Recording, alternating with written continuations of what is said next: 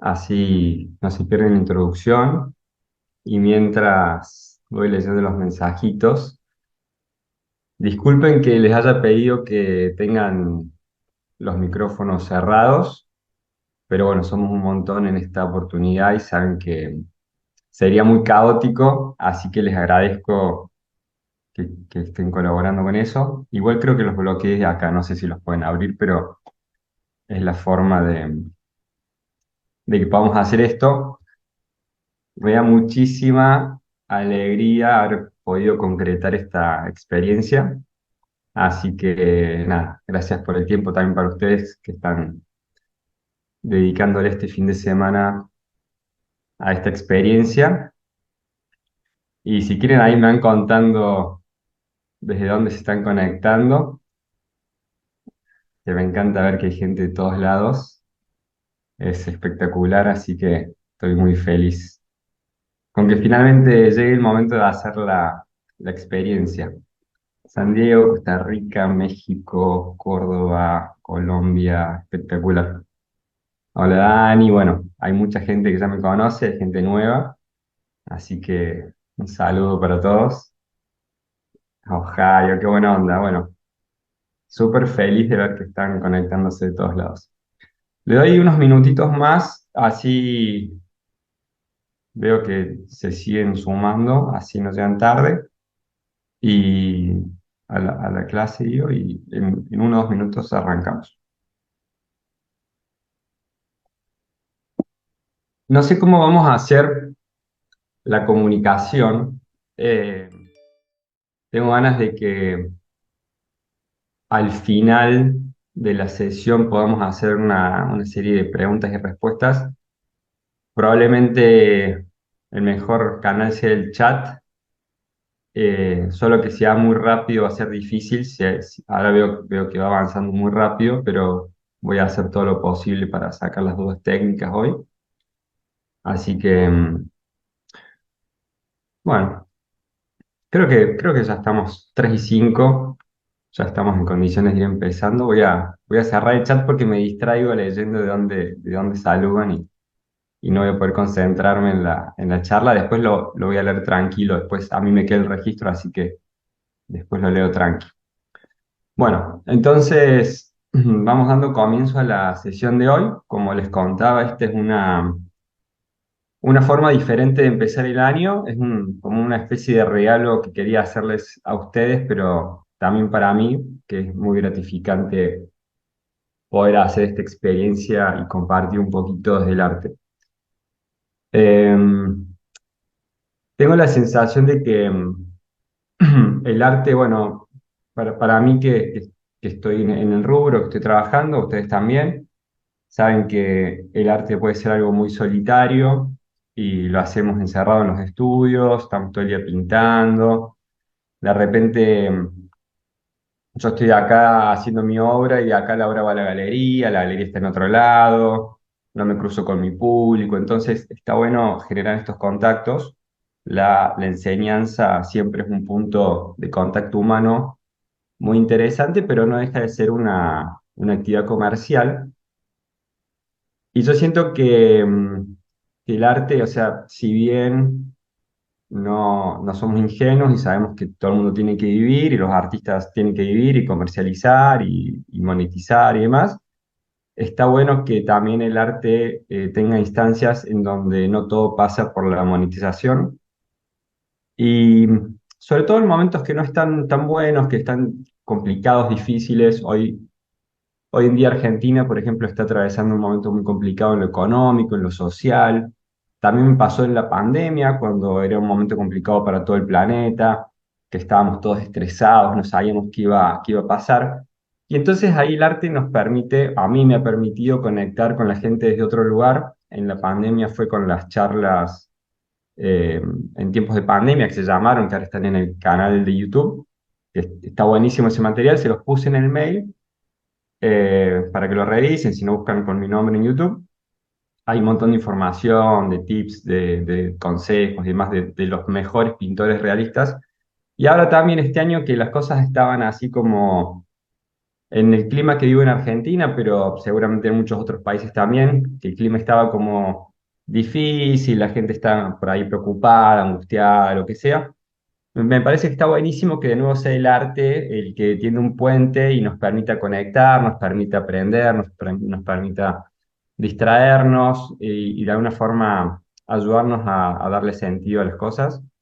Entonces se me ocurrió hacer esta actividad y sé que no ha fluido por ahí la organización tan fácil como quería.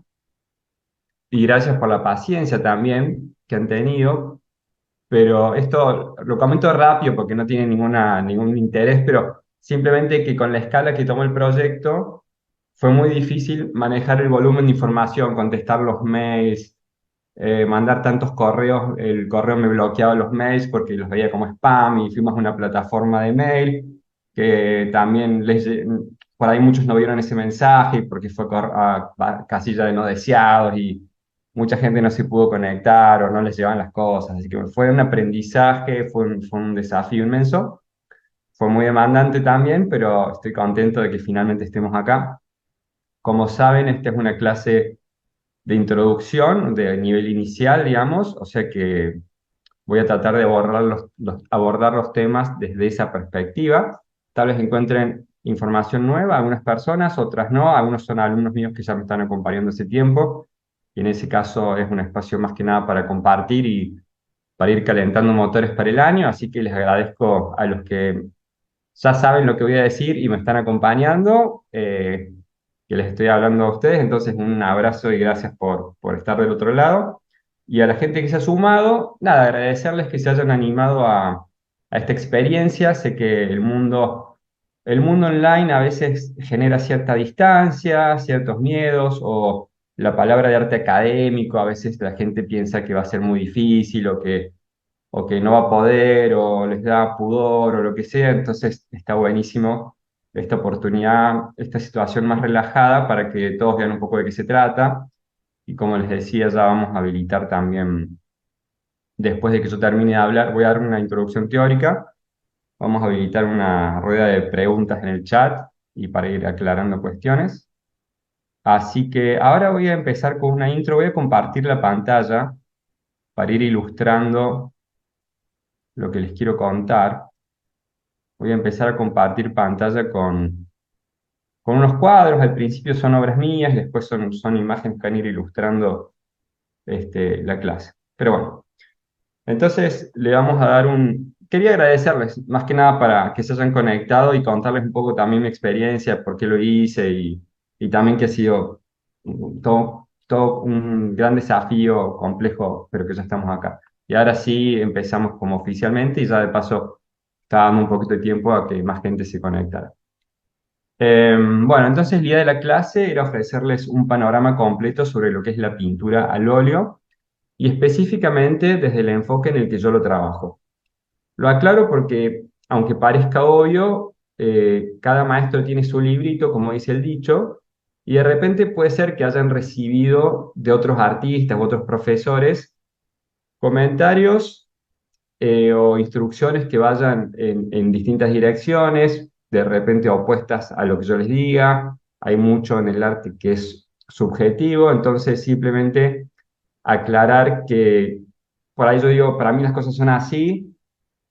Trato de ir sobre cuestiones por ahí más técnicas y objetivas, no entrar en lo subjetivo, pero si lo que digo de repente entra en conflicto con otras cosas que han escuchado, simplemente aclarar que acá no quiero imponer ninguna verdad subjetiva ni descalificar a otros maestros de los que hayan recibido instrucción, simplemente les quiero contar un poco cuál es mi forma de entender esta disciplina, basado en mi experiencia en particular y en mis aprendizajes. Voy pasando un par de cuadros mientras hablo, así es más divertido eso a que me vean a mí. Bueno, entonces principalmente lo que quiero hacer ahora es enfocarme en cuestiones técnicas y de procedimiento que pertenecen más a un plano objetivo de la disciplina. Y lo que de momento voy a evitar en esta presentación de hoy, en la sesión de mañana, va a ser abordar temas relacionados a la obra en sí misma, como podría ser el análisis de obra, búsqueda de estilo, cuestiones conceptuales, cuestiones de composición, ya que todo eso son temas que se discuten cuando tenemos dominadas las instancias básicas y como les decía, este es un curso de nivel inicial. Este es un cuadro que terminé hace poquito. Les voy mostrando distintos estilos, distintas cosas que he ido haciendo, que después nos pueden dar pie también a conversar. Este, bueno, algunos de esta serie los tuve que bajar de Instagram porque me bloquearon la cuenta por el tema de que eran desnudos. Así que se los muestro ahora en pantalla completa.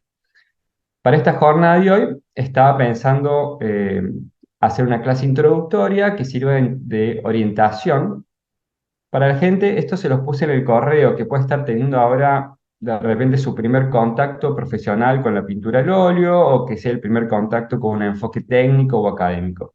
En cualquier caso, lo que quiero es compartir un poco lo que es la cocina de la pintura, es decir, las reglas de la pintura al óleo, las características fundamentales, todo eso desde la mirada de alguien que está hace más de 20 años trabajando en realismo, entonces creo que algo les voy a poder aportar. Y vamos a empezar hablando de los pigmentos. Entonces, para empezar a hablar de la pintura en sí misma, no de la pintura de su historia o la pintura como actividad cultural o artística, sino de la pintura propiamente dicha, vamos a empezar diciendo que es un medio húmedo compuesto principalmente por dos partes. Por un lado tenemos a los pigmentos, como ven en pantalla, que no varían mucho de técnica a técnica, y por otro tenemos el vehículo, o también se le llama el medio aglutinante para esos pigmentos. Y el vehículo medio aglutinante suele ser orgánico, aunque a partir del siglo XX también puede ser sintético. Las diferentes técnicas de pintura se dividen principalmente de acuerdo con este segundo componente, no por el pigmento, digamos, sino por el vehículo que aglutina a ese pigmento. Y es este el que define no solo cómo se aglutinan, perdón, sino también cómo se diluyen y las propiedades. Lo que están viendo en pantalla son el blanco titanio, el ocre amarillo y el negro marfil. Entonces, esos tres pigmentos que poníamos a modo de ilustración son tres pigmentos que se usan desde siempre, son muy comunes, fáciles de conseguir, todos los conocen, blanco, ocre amarillo y negro marfil, y juntos, si los trabajamos combinados, arman una paleta gris verdosa, por ejemplo, que se conoce como verdaccio, de las bases de la pintura renacentista italiana, recibe ese nombre. Y en pantalla les estoy mostrando una demo que hicimos el año pasado en un curso de pintura monocroma en Verdacho. Es una demo de un curso online que hicimos y eso fue pintado en vivo, en una sesión de monocromos enriquecidos. Y acá les quiero mostrar otro, también a modo de ilustración. Serían siempre la paleta de Verdacho, y lo que me gustaba mostrarles, ahora sigo hablando pintura, cada vez que nombre algún tema, por ahí aprovecho para meter algunas imágenes y tratar de enriquecer la charla, les quería mostrar cómo de repente con la misma paleta tan sencilla se puede lograr tanta riqueza de colores como por ejemplo, dijimos que eran solamente tres, blanco, negro y ocre, pero de repente, perdón, haciendo que predomine el ocre, pueden ver en el fondo que se ve más cromático, más amarillito, acá haciendo más énfasis en la parte esta de piel, más hacia el gris, más hacia el blanco y negro, en el reflejo un poquito más de ocre. Hay mucha riqueza cromática con muy poquitos colores. Pero bueno, esto es hablando básicamente de los pigmentos, y más allá de los pigmentos, yo les quería hablar un poquito de las diferentes técnicas pictóricas, entonces nos vamos a enfocar en la segunda parte, que dijimos que eran los aglutinantes. Entonces, para dar algunos ejemplos de estas distintas técnicas que hacen a diferentes tipos de pintura, empezamos con la acuarela, que como ya saben, es una técnica que se caracteriza por su transparencia, en donde los pigmentos se aglutinan con goma arábiga o miel, en el caso más antiguo, más sencillo, y se diluyen con agua. Cuando hablamos de acuarela, generalmente vamos a pensar en una imagen parecida a esta. Lo que estamos viendo ahora en la pantalla es una acuarela del paisajista inglés William Turner, que es, digamos, es famoso también, seguramente lo conozcan, es lo que generalmente pensamos como acuarela, que puede ser algo por lo común muy gestual, muy diluido, que se nota esa base acuosa. Pero también con la acuarela podemos lograr cositas un poquito más ajustadas, con más información, con más detalle. Acá damos un ejemplo.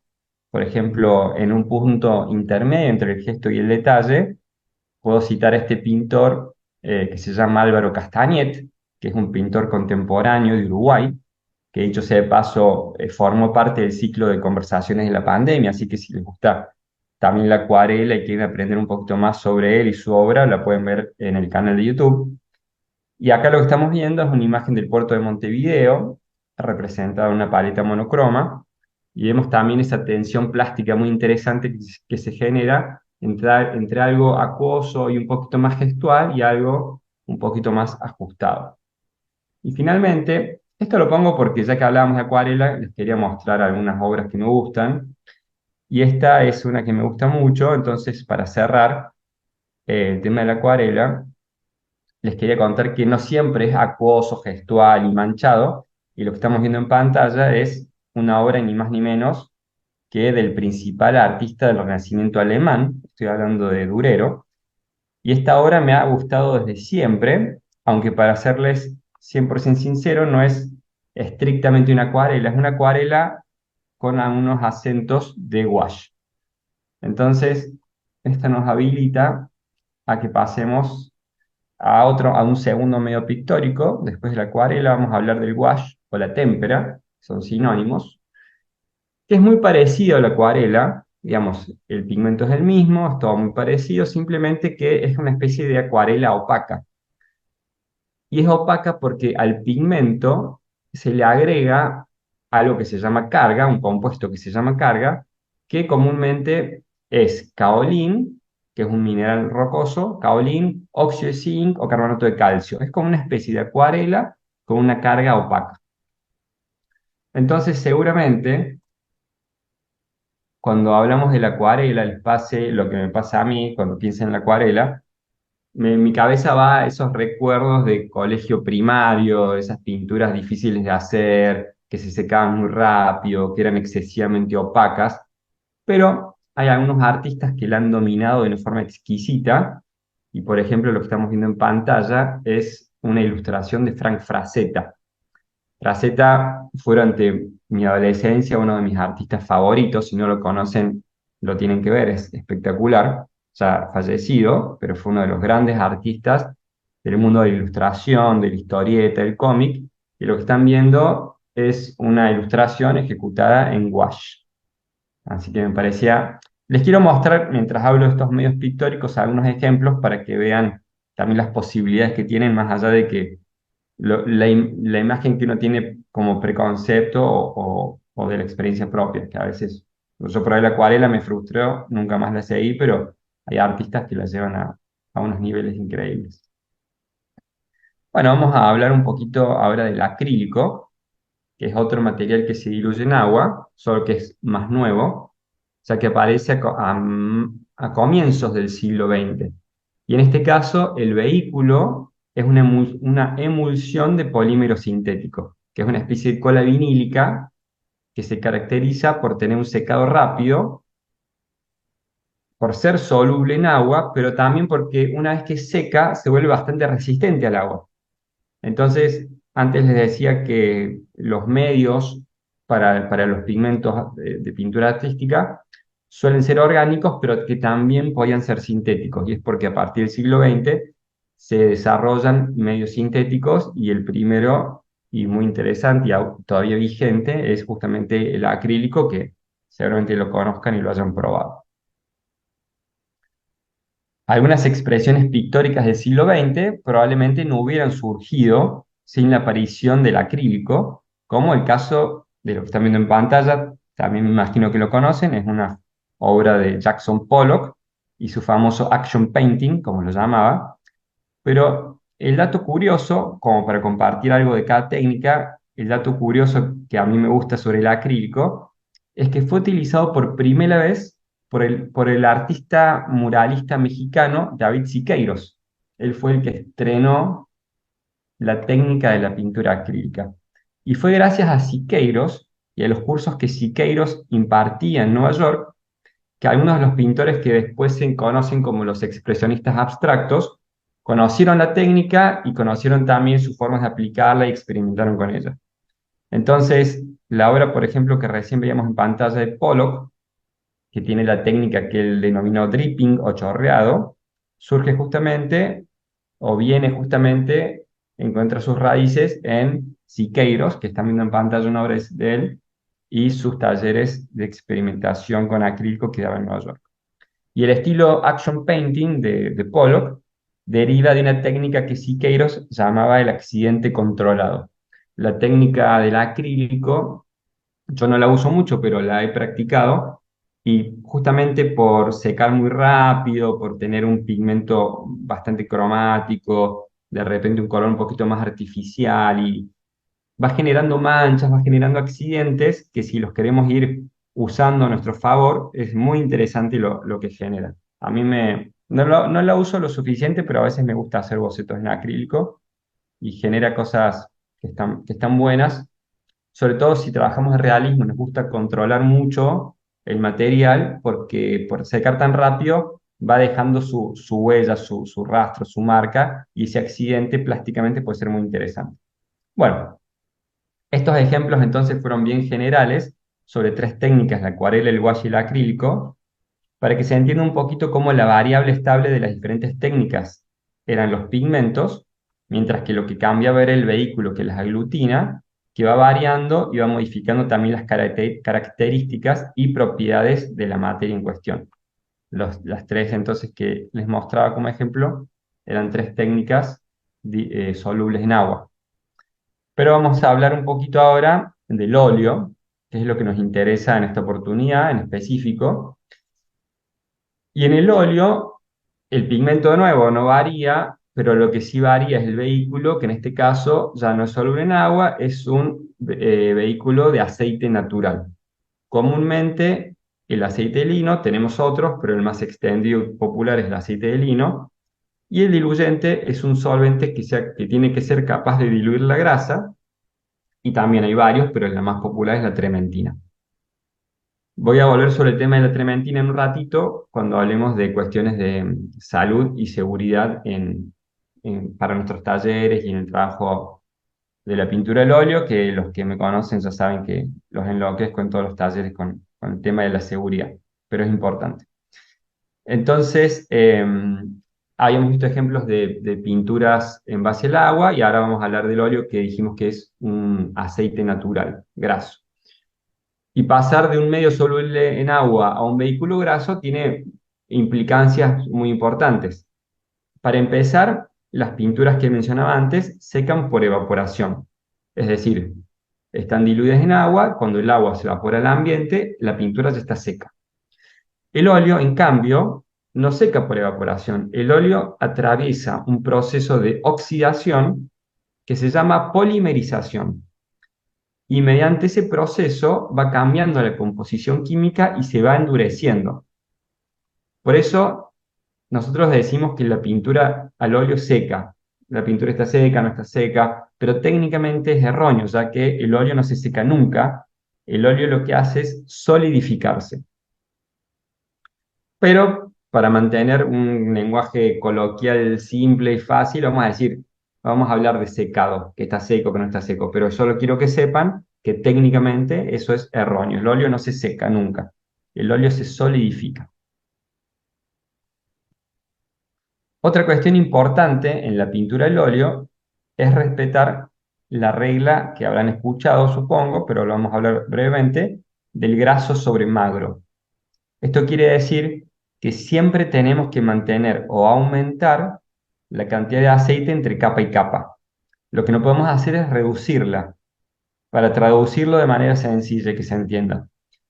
El aceite sería el componente graso y la trementina sería el componente magro. Por lo tanto, si pintamos una capa diluida con trementina encima de otra capa previa que es muy aceitosa, vamos a generar una capa débil que va a tener altísimas chances de cuartearse generando un efecto de craquelado. Como ven en pantalla, un detalle de la Gioconda de Leonardo. Saben que Leonardo experimentaba y técnicamente y muchas de sus obras se destruyeron, frescos que se cayeron, cuadros que se craquelaron. Hay muchos motivos por el que se puede craquelar una pintura. Puede ser por la imprimación, por ejemplo, puede ser que es voy a hablar sobre eso después, la preparación de base, puede ser porque haya recibido un golpe o puede ser porque no haya respetado la regla en la capa de pintura del graso sobre magro. Entonces ese es un tema que hay que tener en cuenta.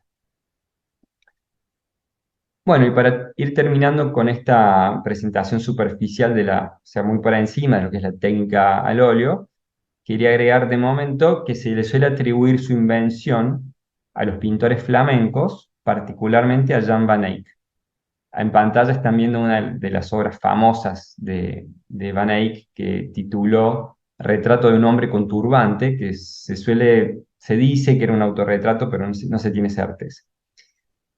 Y si bien es verdad que este maestro fue el que impulsó la técnica más allá, o sea, el que en el estudio de Van Eyck se experimentó y se impulsó el trabajo al óleo allá por el siglo XV, pero también es verdad que hay registros, hay un montón de registros previos, hay manuscritos del siglo XI, del arte medieval y demás, pero también antes, que hablan de experimentos de pintura de pigmentos mezclados con aceites. Es decir, no sabemos cuándo fue el inicio de la pintura al óleo, hubieron experimentos en distintos lugares del planeta en distintas épocas, pero sí podemos decir que eso cobró forma y tomó impulso a raíz de el trabajo que se hizo en el atelier de Jan van Eyck allá por el siglo XV en el movimiento de los pintores flamencos.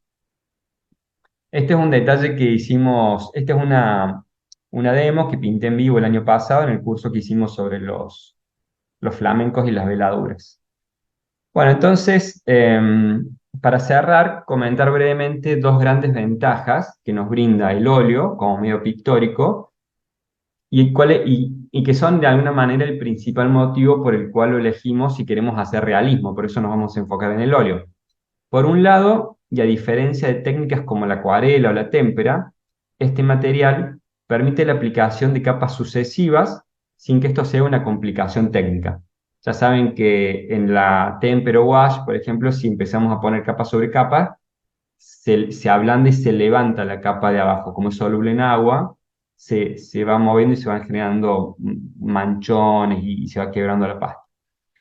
En el acrílico no, en el acrílico podemos poner capa sobre capa, pero seca muy rápido. Eso nos lleva a la segunda ventaja, que es esta cualidad, gracias al tema del aceite que tiene, que es el secado lento, que nos permite ir manipulando la materia a gusto y por eso nos resulta óptima porque de alguna forma nos ayuda a generar estas transiciones suaves, los esfumados, integrar las partes y demás.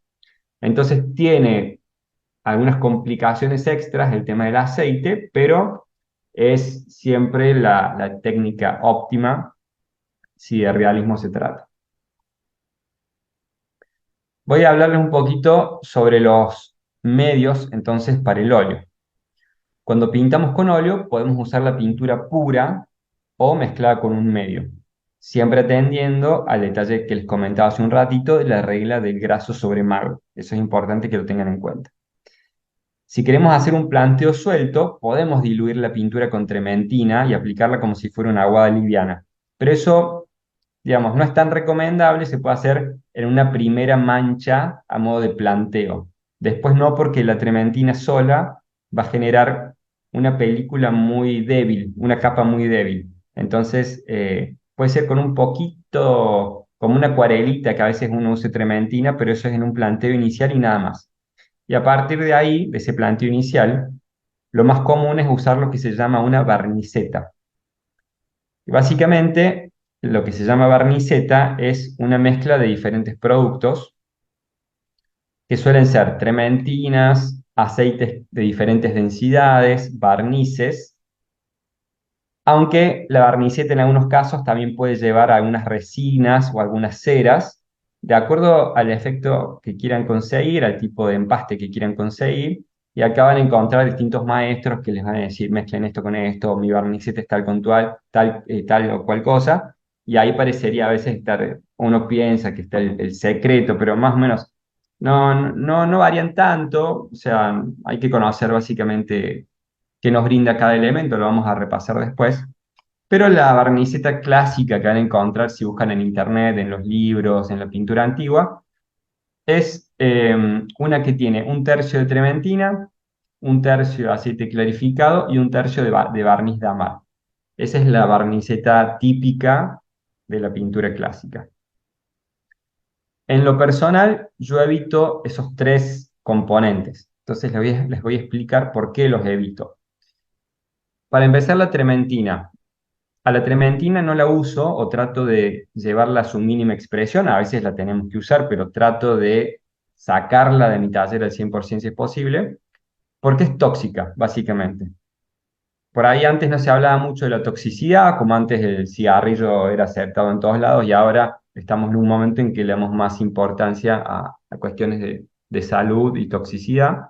Y hoy sabemos que la trementina es tóxica. La trementina lo que hace es evaporarse muy rápidamente y queda en flotación en el ambiente donde estamos. Entonces esos vapores los respiramos y si pintamos de manera regular o pensamos desarrollar este ejercicio, esta actividad sostenida en el tiempo a largo plazo, tienen que saber que es muy común, muy probable que si usan mucha trementina terminen desarrollando alergias respiratorias.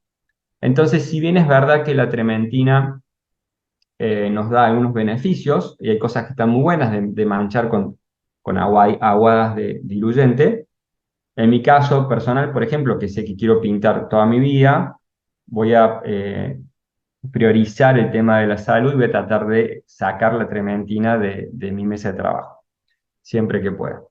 Entonces, les decía, la barniceta tiene un tercio de trementina, un tercio de aceite de lino clarificado. Les voy a explicar por qué no lo uso. No uso el aceite de lino clarificado, sino que lo reemplazo por el aceite de lino polimerizado. El aceite de lino polimerizado, bueno, le encuentro un doble beneficio. Por un lado, le da más cuerpo a la pintura, es más denso. A mí me gusta una materia con la que pueden pastar, que sea densa, cubritiva. Pero también, bueno, seca un poquito más rápido y además es menos propenso el aceite polimerizado a generar repelencias en capas futuras. A veces, si usamos mucho aceite clarificado, después la superficie se vuelve repelente. Tal vez les haya pasado, algunas personas tendrán este registro de haber pintado cuadros con mucho aceite clarificado y después cuando le quieren poner encima una capa de óleo, incluso una capa de barniz final, que les da esa sensación de repelencia como si fuera agua y aceite, y sin embargo están usando aceite y aceite. Y eso es más típico del aceite clarificado. Ahora lo vamos a ver también cuando vayamos a la otra cámara. Simplemente aclarar que el aceite polimerizado, hace un ratito les conté que el óleo no se seca, que el óleo se solidifica y que ese proceso de solidificación se llama polimerización. Es decir, que el aceite de lino polimerizado es un aceite que ya está en una instancia más avanzada y por eso es más denso. Y de la barniceta clásica hay un tercer elemento, el tercer tercio, que es el barniz de amar, que también yo personalmente lo evito en mi trabajo. Y lo evito porque no me gusta la superficie que deja en la obra. Deja una superficie muy pegajosa, una superficie que con una textura, una sensación que me resulta un poco molesta para trabajar encima. Y también porque al ser pegajosa por ahí se le pega más pelusa, mugre, cositas que flotan en el ambiente. Entonces a mí no me gusta mucho trabajar con barniz de amar. Y algo muy parecido pasa con el barniz de retoque. También después les voy a hablar un poquito del barniz de retoque, pero son todas cuestiones que yo trato de evitar en mi barniceta, digamos. Entonces, les cuento qué es lo que uso en vez de la barniceta. Lo que yo uso es un medio que yo le digo gel, así coloquialmente, porque tiene esa textura como un gel. Mañana lo vamos a hacer en vivo. pero es muy, muy sencillo de preparar. Entonces, como reemplazo para la barniceta, lo que hago es mezclar una parte de aceite de lino polimerizado, que es el que les contaba recién, que es más denso, y una parte de Liquid Original de Winsor & Newton. Lo pongo así en pantalla porque en el aceite de lino no me fijo en la marca. Mientras sea polimerizado, o ahí ven en inglés que dice stand oil, como se le dice en inglés, en español es polimerizado, está bien. Pero en el liquid, eh, lamentablemente no hay un buen reemplazo para el de Winsor & Newton, así que en ese caso sí uso esa marca en especial. Entonces les decía, al aceite polimerizado, bueno, el polimerizado que se usa ahora se hace por un proceso químico que se solidifica en hornos a altas temperaturas. Antiguamente se llamaba aceite secado al sol y se ponía en bateas, en grandes bandejas al aire libre que le diera el sol. De verdad no es el sol lo que lo solidifica, lo densifica, lo que lo hace más denso es el contacto con el aire, con el oxígeno, pero se llamaba antiguamente aceite